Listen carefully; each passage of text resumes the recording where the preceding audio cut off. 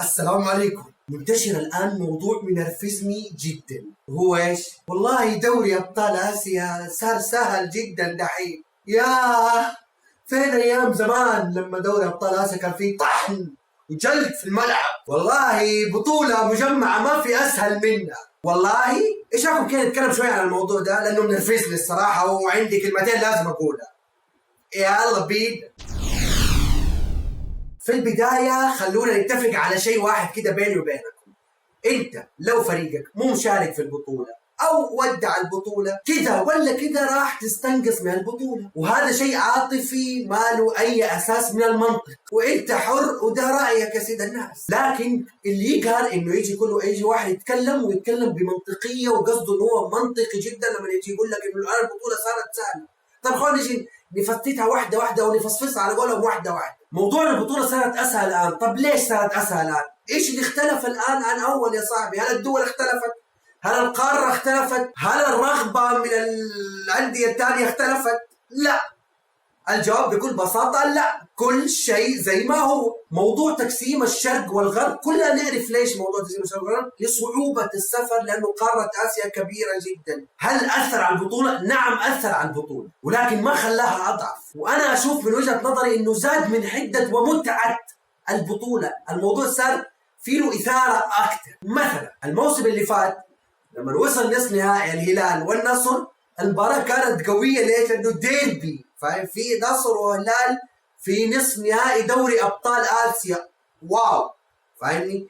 فإنه أنت تقسمها الشرق وغرب، زي لما مثلا يلعب الفريق الياباني مع فريق ياباني، أو فريق ياباني مع فريق صيني، تحس إنه في ديربي كذا. زي الموسم اللي الهلال أخذ فيها آسيا 2019 نصف النهائي التاريخي اللي كان بين السد والهلال، كان في كده قوه منافسه انه يضيف جو او يضيف اجواء الديربي للموضوع، لانه كلنا المكان واحد ابغى اثبت ان انا افضل منك في ذا المكان. فانا اشوف انه هو يضيف اثاره الى المباريات. هذا اول شيء. ثاني شيء اللي يجي يقول لك اول كانت احلى يا زمان. النوستالجيا هذه كلنا عايشين فيها، وهذا مو غلط، لكن ما ينفع تستنقص من اللي موجود حاليا انتصارا لذكرياتك اللي في الماضي.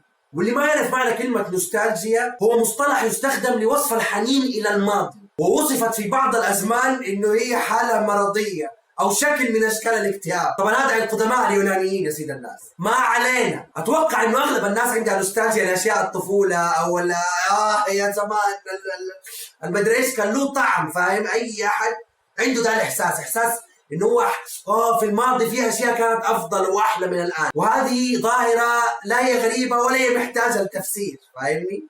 كل واحد يحل الاشياء اللي عاش عليها اشياء الطفوله. يعني مثلا بعد 30 سنه من الان او 25 سنه او ايا يكن، اطفال اليومين هذه راح يكون عندهم نوستالجيا ناحيه التيك توك او سناب شات وما الى ذلك، ولكن هذا ما يعني الاستنقاص من الاشياء اللي موجوده في الزمن هذا.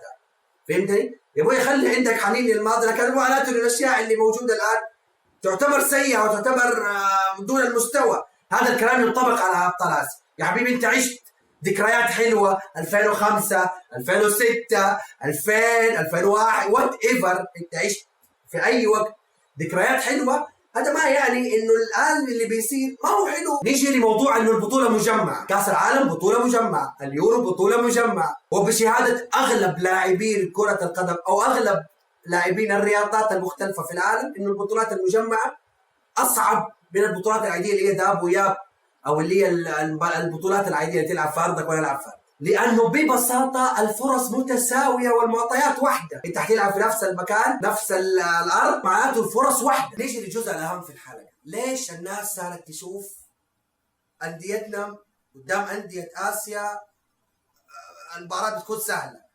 والله امس الشباب فاز بكل سهوله وطيع وكفير عوده قدام الباب وفايل. ليش؟ هذا ناتج لتطور الكره السعوديه اخر السنوات يا صديقي.